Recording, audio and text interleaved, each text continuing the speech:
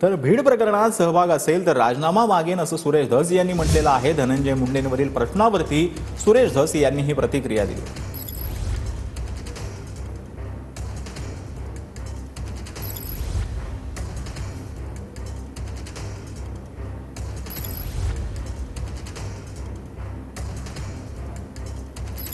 आकाचा आका आहे का?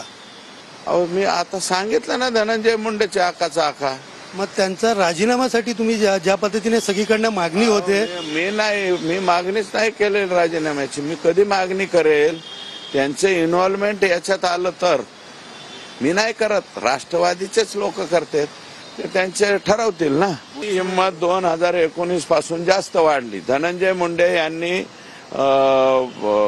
लीगल ॲग्रीमेंट करून दिलं वाल्मिक अण्णांना, त्यांची मंत्रिपद दिलं, पालकमंत्रीपद दिलं। त्याच्यामुळं वाल्मिक अण्णा एकदम वरच्या वाऱ्यात गेले आणि त्यांनी हे कृत्य केलं।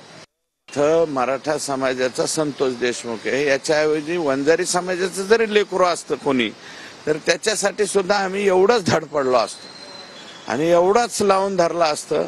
आणि त्याच्या विरोधातले कोणी बी आरोपी असू द्या, मराठा वंजारी सोडा, एखाद्या कैकाडी समाजाचं असतं तरी आपण एवढंच प्रकरण लावून